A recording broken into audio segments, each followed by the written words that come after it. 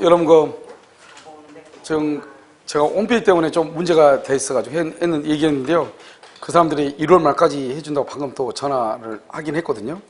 원래 오늘이 아니지 내일 모레까지 하기로 했는데 아무튼 커뮤니케이션이 서로 잘못돼가지고요. 손해배상 청구는 할 게 아니고 아무튼 그렇게 돼 있어요. 나중에 이 사람들이 또 볼 수 있어가지고 말은 그렇고 일단 보겠습니다. 통정의 표시 한번 보세요. 통정의 표시 한번 보도록 하겠습니다. 그럼 통정의 표시는 뭐냐면 통정의 표시는요, 여기 보면 첫 번째 두 가지만 딱 보면 돼요. 이렇게 갑이 있죠? 갑하고 이렇게 을이 있죠. 갑이라는 사람이 청약을 하죠. 청약을 하면 청약은 뭐냐? 의사 표시 이렇게 얘기하죠. 의사 표시. 그러면요, 이 갑이라는 사람이 아버지고 을이 아들이에요. 아버지가 아들이요. 뭘 하냐? 증여. 증여를 하기로 합의를 했거든요. 증여요. 증여를 하기로 합의를 했는데 표시는요. 표시는 여기 증여죠. 증여할 의사를 가지고 표시를 하죠.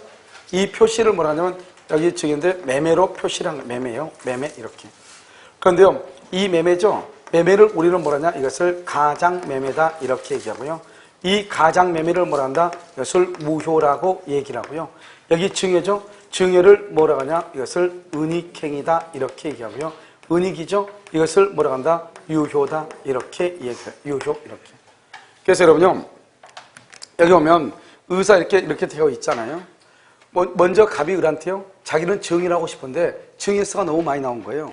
그러니까 뭐라냐? 거짓말로 매매를 하는 거예요.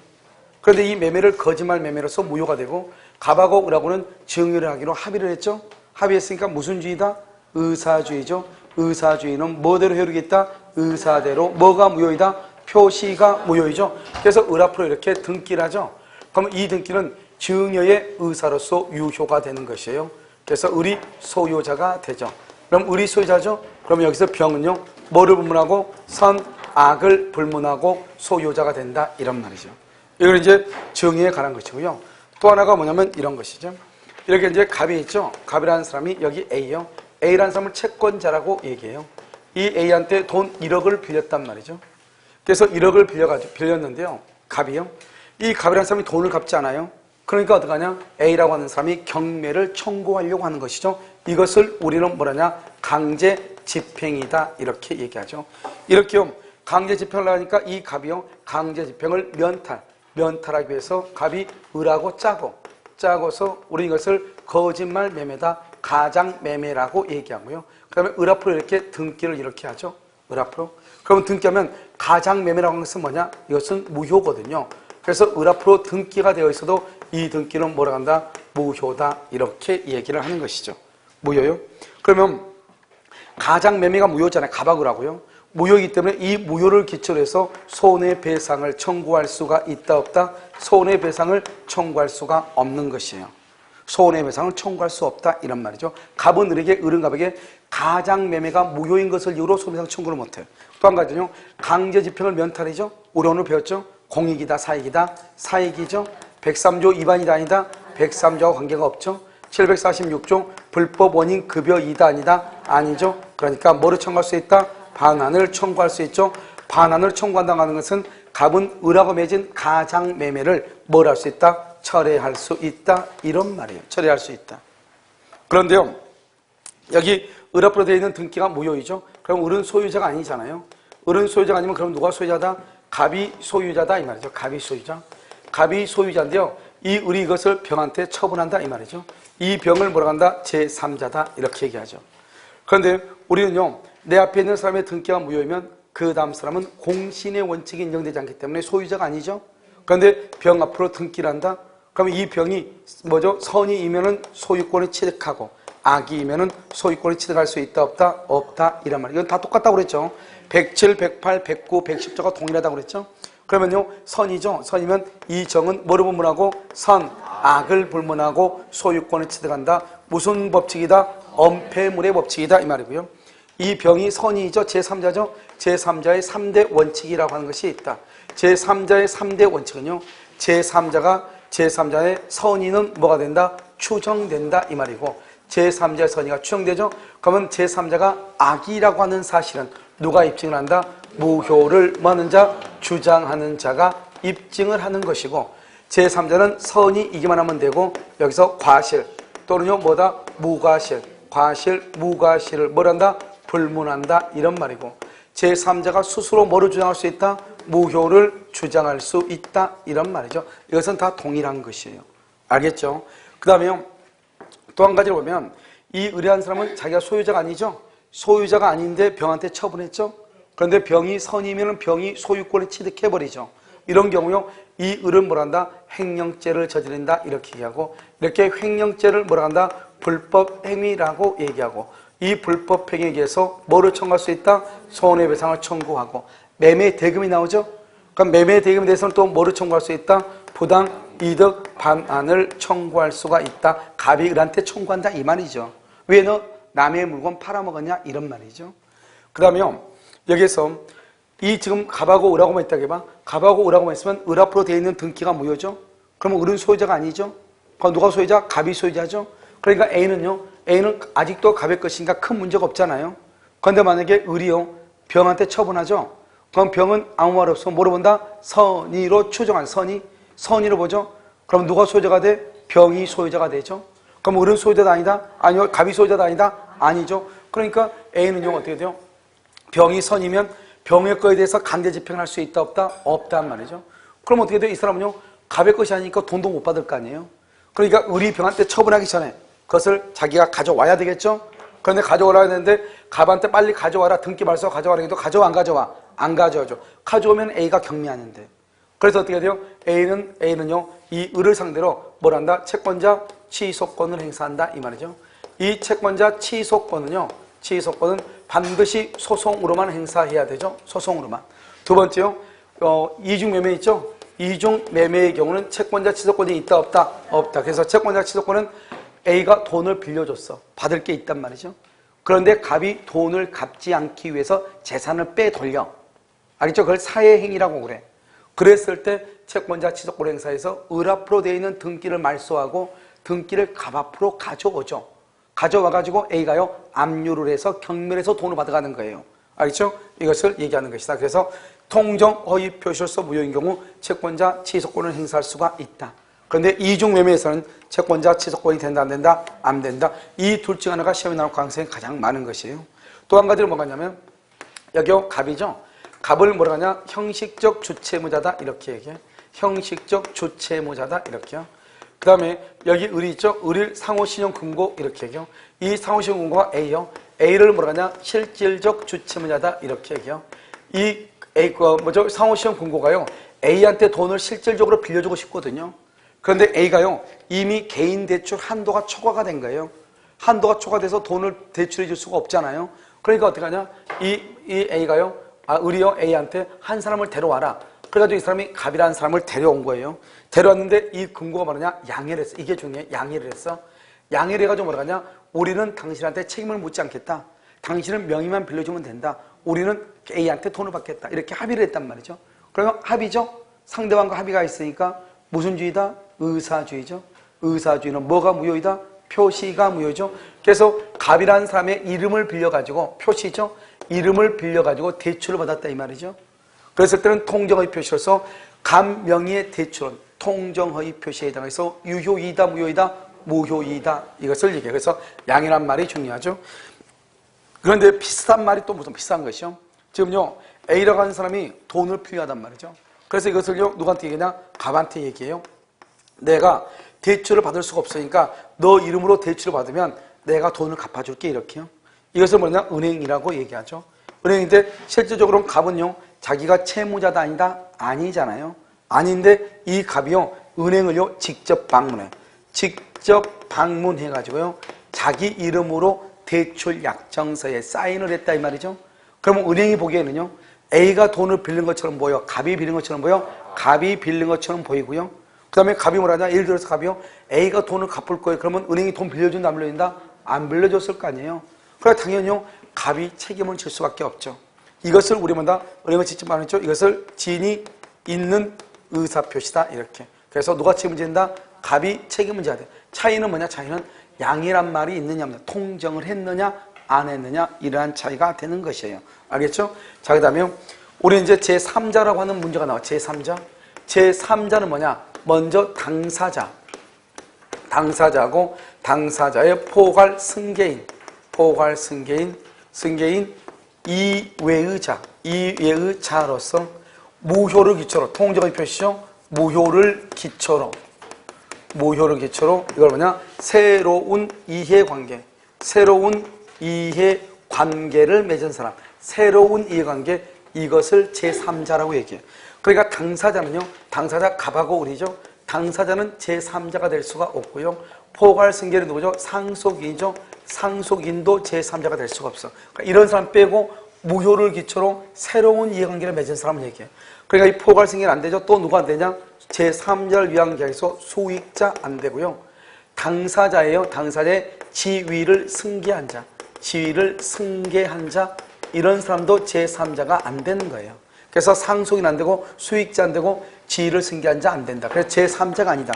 그러면 제3자라고 하는 말이 왜 중요한가? 지금부터 설명을 하면 이렇게 갑이라고 하는 사람이요. 갑이 을하고요. 을하고 가장매매, 거짓말로 매매를 하고요. 을 앞으로 이렇게 등기를 했다 이 말이죠. 그러면 이 등기는 유효이다 무효이다? 무효이죠. 무효니까 을은 소유자다 아니다? 소유자가 아니죠. 그런데요. 이 을이 사망을 한 거예요. 사망하니까 을 앞으로 등기가 되어 있는 상태에 사망했죠. 그러니까 이것을요. 병이라고 하는 사람이 여기서 누구냐? 상속인인데요. 이 상속인은요. 아버지가 거짓말 매매를 해가지고 등기를 가져온 것을 전혀 모르고 있는 거예요. 알겠죠? 그러니까 이 상속인은 뭐다? 상속인은 선이다 이런 말이죠. 상속인은 선인 거예요. 아무것도 모르고 이 말이죠. 무슨 말인지 알겠죠? 그럼 이런 경우 이 상속인은 보호가 된다 안 된다? 보호된다 안 된다? 이건 보호가 되지 않는다. 왜? 상속인은 제3자도 아니다. 우리가 아무리 선이란 말이 중요한 것이 아니고 먼저 제3자에 해당해야 돼. 제3자가 선의가 돼야 돼. 그런데 상속인은 수익자는 지위를 승계한 자는 제3자도 아니다? 아니죠. 그러니까 아무리 선이어도 보호가 되지 않는 거예요.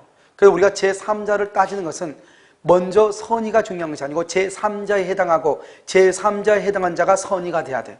알겠죠? 그래서 이걸 중요하단 말이죠. 그럼 우리가 이제 그럼 제3자는 뭐냐?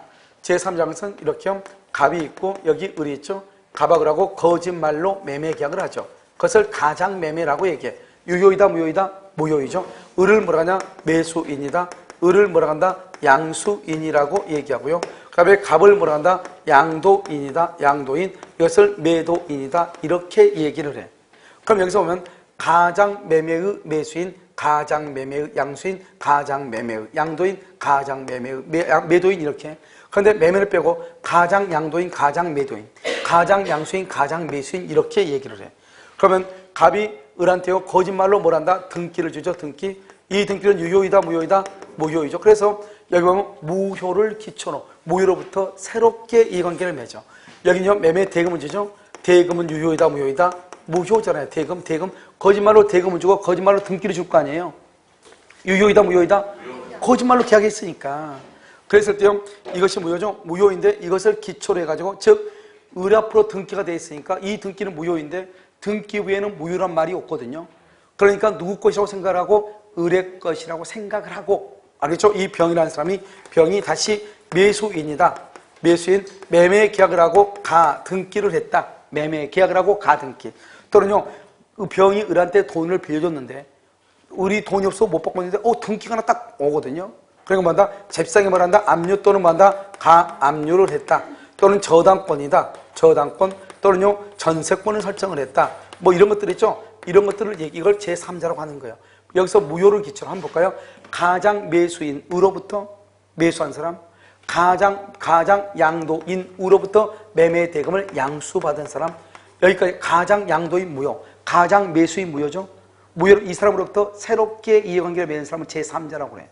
그래서요 여기 보면 또 뭐가 있냐 이런 것이 있어. 여기 가장 전세권이죠.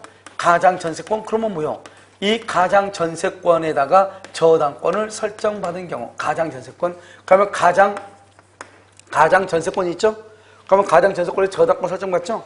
여기 또 뭐냐면 가장 저당권이죠. 가장 저당권에 의해서 경락을 받은 사람 경락인 가장 소비대차죠. 거짓말로 돈을 빌렸다고 거짓말로 차용증을 써가지고 와가지고 나한테 보증을 사달래. 그래서 내가 보증을 섰단 말이죠. 보증인 이런 것들 다 뭐라 한다? 제3자라고 얘기하는 것이에요. 그러니까 내가 얘기하는 것은 가장 매매만 있는 게 아니다 이 말이죠. 그래서 이것을 암기하려고 하지 마. 그럼 가장이란 말이 있으면 가장매매, 가장재산권, 가장자산권, 가장소비대차 다 무효예요. 그럼 그것으로부터 어쩌고저쩌고 죄다 제3자예요. 알겠죠? 그래서 이런 것들 빼고 또 뭐가 있냐면 그냥 암기에 한국자산관리공사라고 하는 것이 있고요. 그다음 또 뭐냐 파산관제인이라고 하는 것이 있어.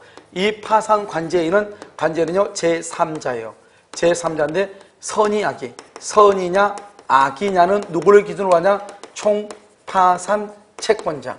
총파산 채권자를 기준으로 선이 악이를 따지고 일부는 선이고 일부는 선이이고 일부는 악이이다 이 말이죠. 악이 일부는 선이고 일부는 악이야. 그럼 뭐냐? 전체가 선의로 취급을 하는 거예요. 그러니까 우리가 파산관제는 참 특이한 그런 것이죠. 파산관제는 뭐다? 제3자이다. 그럼 파산관제인 제3자니까 선이냐 악이냐 하는 것도 파산관제인을 기준으로 해야 될 거 아니에요. 그런데 누구를 기준으로 한다? 총파산 채권자를 기준하고 채권자가 5명인데 3명은 선이고 2명은 악이란 말이죠. 전체로 보러 본다? 선의로 본다. 이런 말이죠. 그러니까 모두가 악의가 돼야 악의가 된다. 이런 말이죠. 이것을 우리는 제3자 이렇게 얘기해요.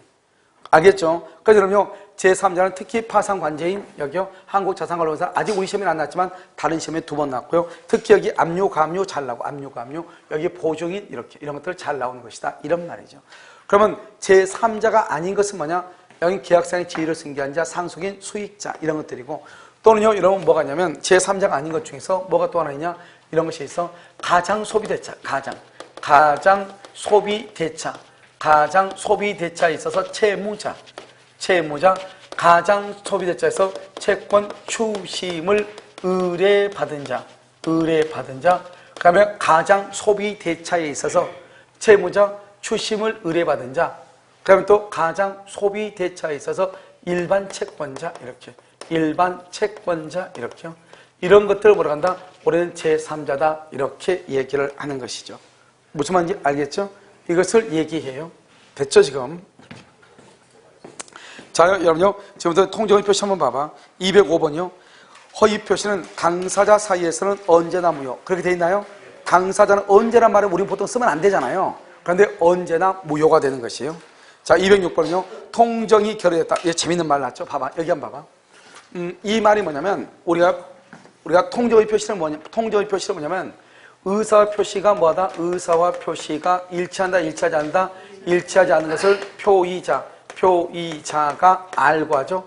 표의자가 알고 의사와 표시가 일치하지 않는 것을 표의자가 알고 이것을 비진의 표시라고 그래요. 비진의 표시 이렇게요. 알겠죠? 이 비진의 표시에서 상대방에 뭐가 있어야 돼? 양해가 있어야 되죠. 그래야지만이 우리는 이것을 뭔다? 통정 허위 표시다 이렇게 얘기하죠. 그래서 의사 표시가 일치하지 않는 것을 표의자가 알고 있는 것, 이것을 비진의 표시라고 해. 비진의 표시에 대해서 상대방의 양해가 있을 때 통정의 표시라고 그래. 통정이 결여가 됐다는 말이 무슨 말이다? 양해가 없다 이 말이죠. 나는요 둘이 짠 줄 알았어. 그런데 상대방이 전혀 모르고 있다 이 말이죠. 그러면 양해가 없으면 남는 것은 뭐밖에 없어? 비진의 표시밖에 없죠. 그래서 우리가 뭐라 한다? 통정이 결여되면 비진의 표시로 해결한다 이렇게 얘기하는 거예요. 그 다음에 207번은요. 통정의 표시는 반사회적 행위가 아니므로. 재밌는 말이죠. 봐봐요. 강제 집행을 면탈하죠. 공익이다, 사익이다, 사익이다. 103조 위반이다, 아니다, 아니다. 이런 말이죠.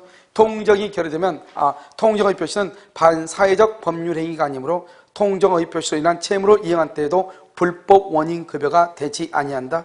그래서 불법 원인 급여가 되지 않기 때문에 통정의 표시에 의하여 급부한 자 줄고 급부한 자는 뭐 할 수 있다? 반환을 청구. 그래서 여기 철회 가능 이렇게 철회 가능. 반환을 청구하려면 뭐를 해야 돼? 철회해야죠. 철회 가능하다 이런 말이죠. 그런데 여기 봐. 가장매매를 철회했다고 할지라도 이미 을이 병한테 처분하죠. 이미 을이 병한테 처분해서 병이 선의가 되죠. 그러면 철회했다고 할지라도 선의의 제3자한테는 대항할 수 있다 없다? 없다 이렇게. 자, 208번요. 근로자가 실제로는 동일한 사업주를 위하여 계속 근무하면서 형식상 일단 퇴직했다가 다시 임용되는 형식을 취했다. 그래서 여러분 보면 이런 말이죠. 봐봐. 여기 A라는 공장이 있고요. B라는 공장이 있단 말이죠. 그래서 A라는 공장에서 일하고 있는 사람이요. B라는 공장이 새롭게 신설이 되니까요. 거기 가서 조금 잠깐 일하다가 2년 뒤에 오라 이 말이죠. 그러니까요, 이 A라는 공장에서 일하고 있는 근로자가 일단 여기서 사직을 했죠. 그러고 나서 B라는 공장은 지방에 있으니까요, B라는 공장으로 가니까 돈을 더 많이 받죠. 그래서 B라는 공장으로 갔다 이 말이죠. 그래서 2년 뒤에요, 다시 오라겠으니까 2년 뒤에 다시 간다 하니까 갑자기 A 공장에서 뭐라냐, 너 사직 썼었잖냐, 왜 다시 오냐, 이렇게 된 거예요. 무슨 말이겠죠? 이러한 경우를 뭐라고 할 것인가, 이런 말이죠. 이러한 경우. 이것은 사표를 내고 싶어서 냈어요, 그렇지 않아요? 않죠? 다른 공장으로 잠깐 갔다가 다시 오기 위해서 둘이 짜고 한 거잖아요. 이것을 통정의 표시 무효라고 얘기하는 것이다, 이런 말이고. 209번은 중요하죠. 우리 시험에 나왔죠? 동일인 대출한도 제한을 회피하기 위하여 실질적 주체무자, 실질적 동그라미하고 의사, 형식상 주체무자, 그것을 표시, 형식적 주체무자를 내세우고, 금융기관 거기다가 써 상대방도 뭐랬다? 양해는 뭐란다? 통정이죠. 그래서 제3자 명의로 대출관계 서류를 작성한 경우 대출 약정은 통정의 표시에 해당하여 뭐가 된다? 무효이다. 만약에 여기서 이러면요, 양해란 말이 없다, 그러면 뭐라고? 지인이 있는이죠. 그게 바로 그 밑에 210번 동일인 여실한도 제한을 회피하기 위하여 실질적 주채무자가 아닌 제3자가 은행에 알리지 않고 주채무자로 서명 날인 거다 써 직접 은행을 방문, 이 말이죠. 이퀄 직접 주채무자, 은행에 알리지 않고 이렇게 됐죠. 직접 은행을 방문, 이 말이죠. 직접 은행을 방문했다, 이런 말이죠. 그 계약은 통정의 표시로서 무효이다, 아니다? 무효가 아니다. 알겠죠? 다른 말보다 지인이 써 거기다가 무효가 아니라 거기다가 지인이 있는 의사표시, 이렇게. 지인이 있는 의사표시, 이렇게. 그럼 여기에 나와 있는 자료가요, 우리 기본서에 나와 있는 거하고, 그 다음에 여러분들이 나중에 보는 판례 강의 있죠? 판례 강의라 이런 모든 걸 다 포함하고 있어요. 알겠죠? 그러니까 한꺼번에 다 보고 나서 반복적으로 듣는 게 낫지, 이것 조금 보고 저것 조금 보고 그러면 공부하는데 100년 걸려요. 알겠죠? 그래서 여러분, 이거 그냥 여러분 지금 여기 있고 나중에 이번 주는 안 돼요. 다음 주 정도 될 것 같은데 물권법 나올 거예요. 알겠죠? 그럼 물권법 보고 그러면 모든 것이 다 끝나요. 뭐 더 이상 인생 뭐 할 게 없죠. 그리고 여러분, 그러고 나서 이제 공법 공부하면 돼요. 무슨 말이겠죠? 자, 211번 신탁행위라고 되어 있나요? 그럼 신탁행위는요, 두 번째 줄이요, 통정의 표시가 아니에요. 그 정도만 하면 돼. 이런 거죠, 이런요. 신탁행위라는 것은 뭘 얘기하냐면, 민법상 신탁 같은 거 얘기하잖아요. 그래서 우리가 이런 혹시 이거 신탁법상 신탁 같은 거, 한국투자신탁 이런 말 들어봤어요? 다 똑같은 것이에요. 그런 것들은 다 유효이다, 무효이다, 유효이다, 이렇게. 자, 그럼 212번요. 채권을 담보할 목적으로 매매의 형식을 취하여 채권자에게 소유권 이전 등기를 해주는 행위는 허위 표시라고 할 수 없다. 채권을 담보할 목적, 거기를 가로묶어 담보할 목적으로. 그 다음에 바로 옆에, 죄송한데요, 아니에요. 채권 담보할 목적 했어요. 그 다음에 그 옆에요, 뭐냐면 소유권 이전이죠. 소유권 이전 등기 거기다 써. 그것을 매도담보라고 얘기해요. 매도담보, 이렇게. 그래서 매도담보는 가등기, 담보 등에 관한 법률에 의해서 인정이 되고 있단 말이죠. 그러니까 허위 표시가 아니다. 그걸 매도담보라고 얘기를 해요. 213번은요, 여러분 이거죠, 여기. 세금을 조금 절세를 하기 위해서요, 원래는 증여를 하는데 뭘 했다? 거짓말로 매매계약서를 썼죠? 거짓말로. 이런 경우 어떻게 될 것인가? 세금을 감액받을 목적으로 매매를 가장하여 체결한 증여계약은 가장행위 매매가 무효이죠. 그런데 증여가 증여로서의 요건을 갖추었다면 증여계약은 뭐가 된다? 유효이다. 이렇게 시험이 많이 나왔죠. 통정허위표시 뒤에 숨겨진 이른바 은닉행위죠. 통정허위표시 줄거봐. 그것을 뭐라 하냐? 가장매매를 통정허위표시라고 얘기해. 통정허위표시 뒤에 숨겨진 이른바 은닉행위 줄거봐. 은닉행위는 뭐냐? 증여라고 해. 증여. 알죠? 증여. 은닉행위는 무효가 된다, 안 된다? 무효가 되지 아니한다. 알겠죠? 자, 2번 강제집행 면탈 목적의 가장매매죠. 여기 봐봐. 여기 강제집행 면탈 목적의 가장매매, 이걸 지금 얘기하고 있는 거죠, 이거. 자, 214번 갑이 채권자 을의 강제집행을 피할 목적, 거기를 가로묶어 공익이다, 사익이다? 사익이다. 사익 쓰고 옆줄 긋고 103조 X, 옆줄 긋고 746조 X, 옆줄 긋고 반환 청구 가능. 그래서 103조 위반이 아니고 746조가 아니고 반환을 뭐 할 수 있다? 청구할 수 있다 이 말이죠. 그러니까 결국 강제 집행을 면할 목적으로 갑이 을한테 등기를 넘겼죠. 이런 경우를 우리가 뭐라고 한다? 불법이다 아니다? 아니다 이 말이죠. 아니다. 알겠죠? 자, 그걸 얘기하죠. 강제 집행을 면할 목적으로 자신의 부동산에 대해서 병과 허위로 매매계약을 체결, 허위로 매매계약을 체결, 거기에 줄 긋죠. 거기다 뭐냐? 가장매매라고 얘기해요. 가장매매.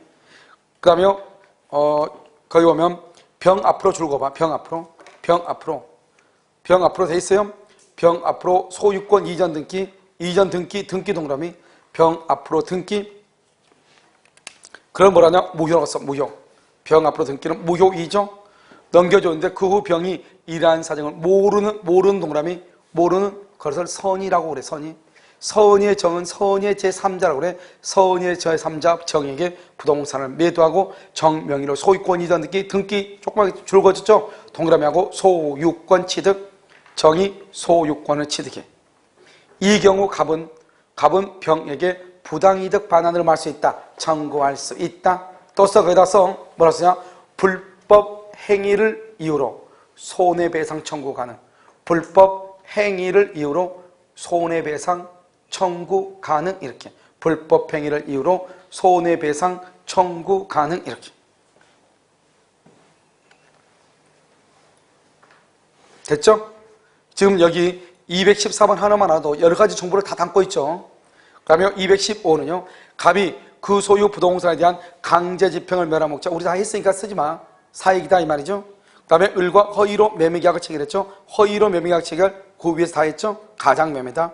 그 다음에 을 명의로 소유권 이전 등기한 것은 을 명의 줄 것이고, 그 다음에 을 명의로, 그 다음에 바로 그 옆에 등기, 을 명의로 등기죠. 그것은 바로 옆에 통정 허위 표시에 해당하여 무효. 동그라미 무효. 그런데 뭐는 아니다? 불법 원인 급여는 아니다. 알겠죠? 불법 원인 급여가 아니다 이 말이죠. 왜요? 공익이다 사익이다? 사익이니까요. 갑은 을에게 부동산의 반환을 할 수 있다. 청구, 반환을 청구, 가로묶고 밑에서 뭐라고 쓰냐? 가장매매를 철회할 수 있다. 반환을 청구하려면 어떻게 해야 돼요? 가장매매를 철회를 해야죠. 그래서 가장매매를 할 수 있다. 철회할 수 있다 이런 말이죠. 제가 굳이 해설 안 해도 여러분 다 무슨 말인지 다 알겠죠? 216번은요. 허위 표시는 무효이죠? 근데 허위 표시 자체가 가로묶고 위법은 아니다. 위법. 그 말은 무슨 말이다? 103조 X 이 말이죠. 위법은 아니에요. 따라서 불법 원인 급여에 해당하지 않고 당사자는 부당이득 반환 청구를 행사할 수 있다. 이렇게 행사하기 전에 먼저 뭘 해야 돼? 가장매매를 뭘 해야 돼? 철회해야 된다. 이런 말이죠.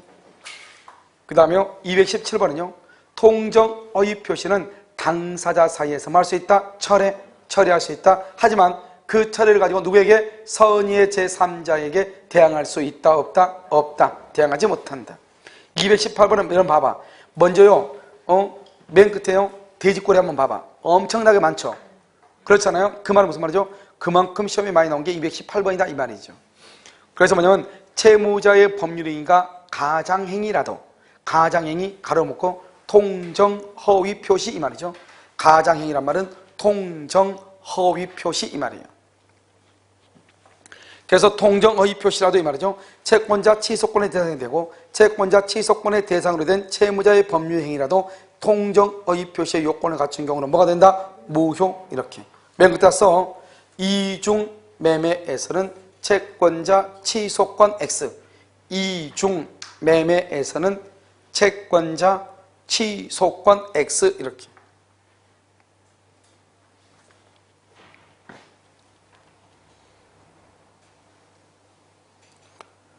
자, 됐나요?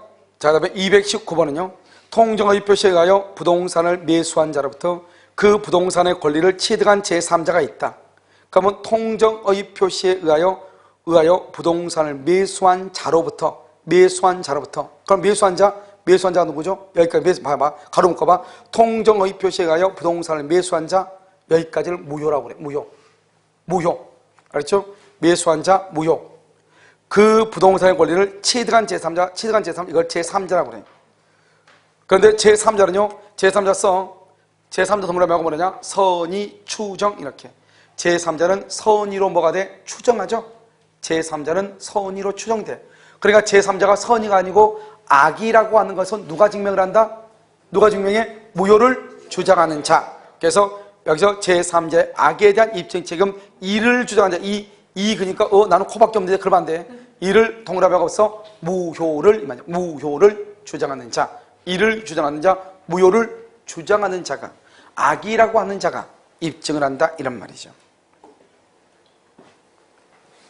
자, 그러면 3번은요, 제3자에 해당하는 경우, 제3자에 해당하지 않는 경우 쭉 나와있죠? 어마무시하게 많이 나왔잖아요. 그럼 필요 없어. 제3자에 해당하지 않는 경우를 먼저 봐. 할 일 없으니까. 자, 229번 보고 계시나요?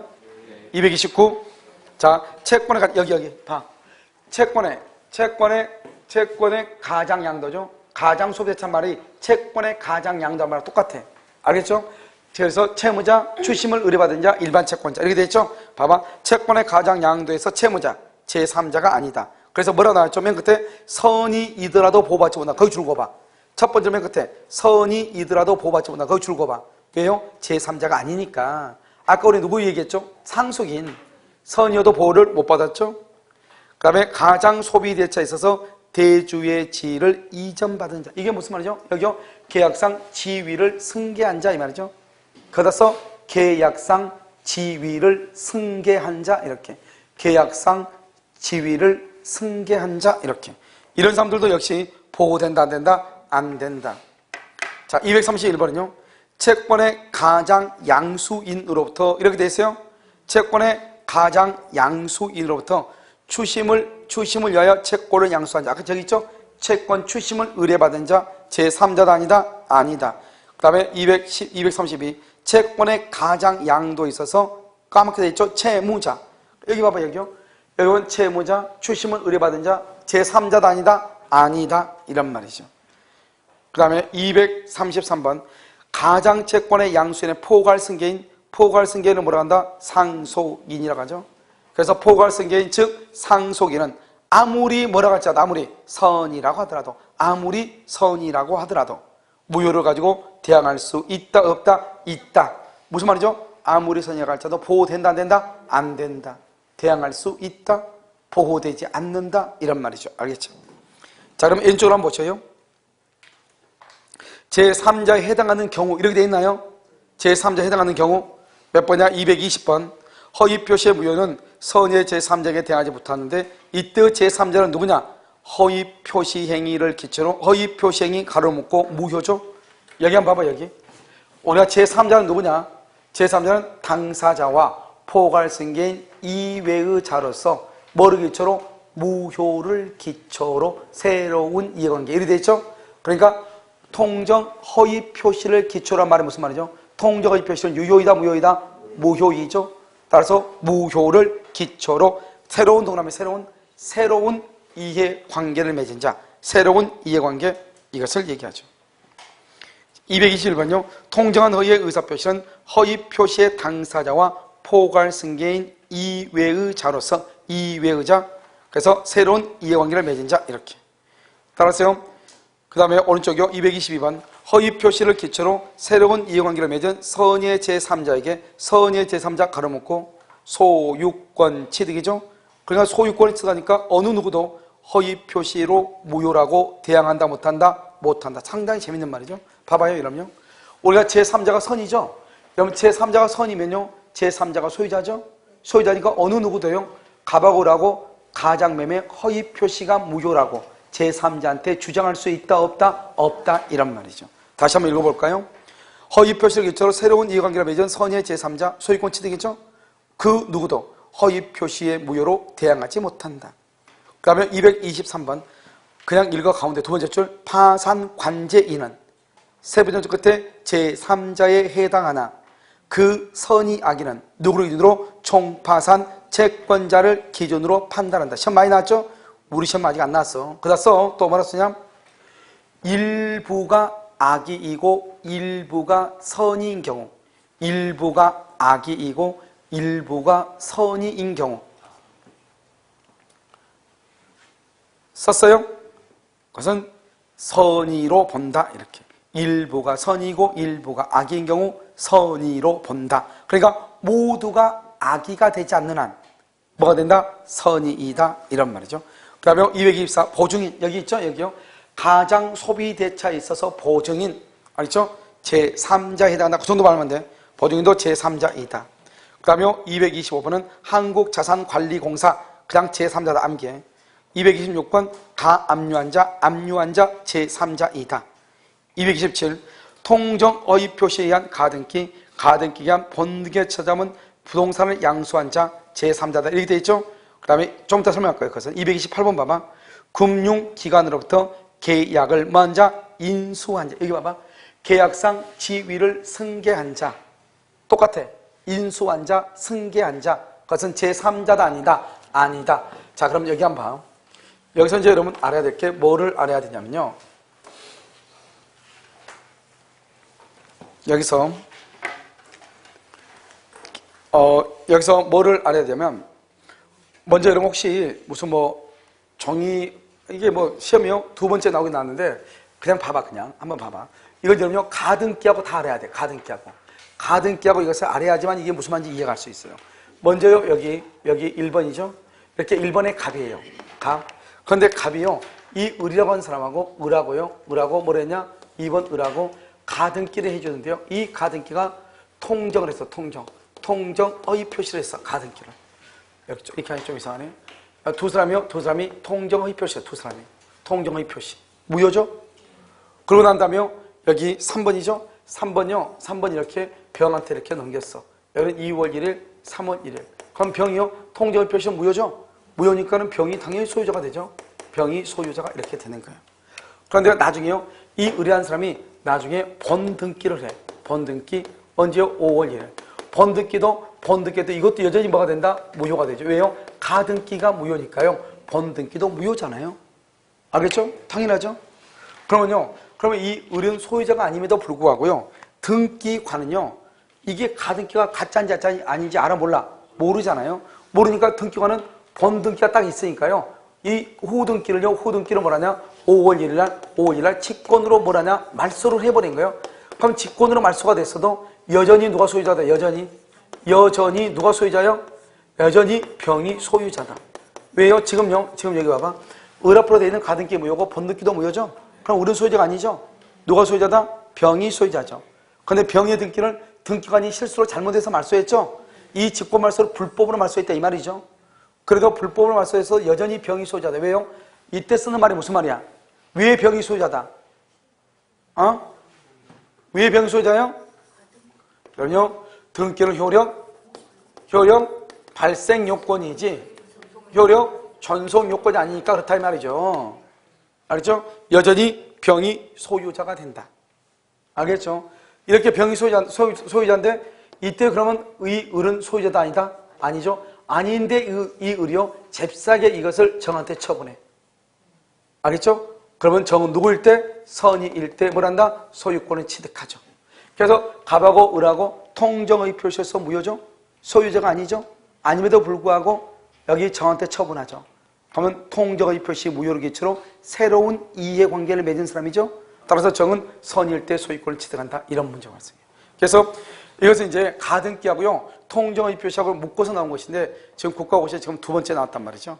작년 재작년에 또 나왔단 말이죠. 그래서 우리 시험에 나오기는 약간 왜냐하면 이걸 쓰려면 이론을 쓰려면 문제가 이렇게 좀 지문이 좀 길어야 되거든요. 그래서 우리 시험에는 약간 맞지 않는 것이 아닌가 이런 생각을 해요. 알겠죠? 아무튼 그런데 시험이 나왔다. 뭐냐?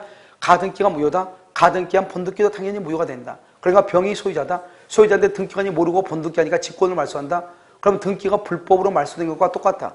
불법으로 말소가 되면 등기는 효력 발생이지 효력 전속이 아니기 때문에 여전히 병이 소유자가 된다. 그럼 병을 어떻게 해요? 잽싸게 의뢰 등기를 빨리 말소해달라 해야 되겠죠? 그래야 되는데 자기 말소된 것을 회복을 해야 되겠죠? 말소 회복 등기를 해야 되는데 문제는 뭐냐면 그러한 절차를 하기 전에 을이 정한테 처분했다. 그러면 정이 누구이다? 선의이다. 소유권을 만다 취득한다. 다시 한번 볼까요? 227번 통정 허위 표시에 의한 가등기 및 그 가등기에 대한 번등기. 그러면 이 번등기 동그라미 무효죠. 번등기 그럼 무효잖아요. 알겠죠? 무효인데 이 무효의 터잡아 동그라미 새로운 이 말이죠. 새로운 이해관계죠. 터잡아 새로운 이해관계죠. 터잡아 부동산을 양수한 자, 이 사람을 뭐란다? 제3자다. 이해됐나요 지금요? 봐봐. 가등기가 통정의 표시고 번등기도 무효인데 이에 터잡아 다시 이전받은 사람, 이 사람을 뭐라 한다? 제3자고 제3자가 누구이면 선의이면 소유권을 뭐한다? 취득할 수 있다. 이해되셨어요? 오케이. 자, 그 다음에 맨 마지막에 5번요. 효과. 가장매매에서 매수인으로부터 부동산 위의 권리를 취득한 제3자 나오죠? 제3자를 만다 선의로 추정되고, 그 다음에 그 밑에 문제는요. 제3자는 선의이기만 하면 되고, 그 다음에 과실, 무과실을 따져 안 따져? 안 따지고. 그래서 요구되는 것은 아니다. 그 다음에 236번은요.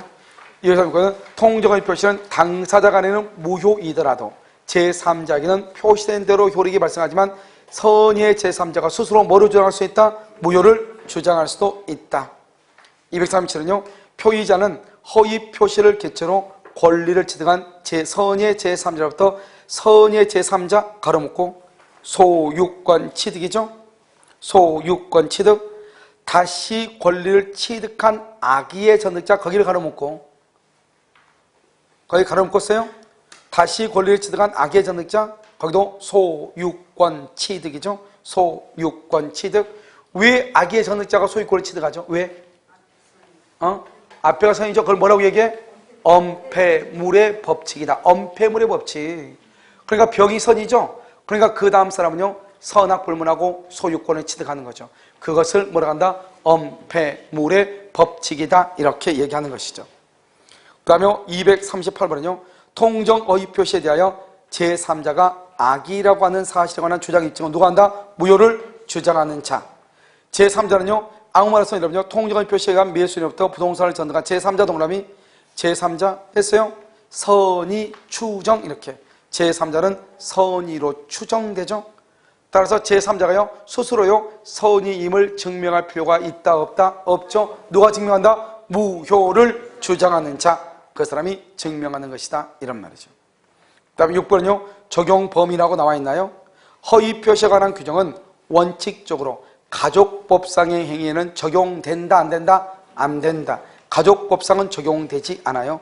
왜냐하면 그것은 가족법상 언제나 의사대로죠. 그래서 선의의 제3자에게도 뭐 할 수 있다? 대항할 수 있다. 이런 말이죠. 대항할 수 있다. 이렇게. 됐죠? 잠깐 쉬도록 그렇게 하겠습니다.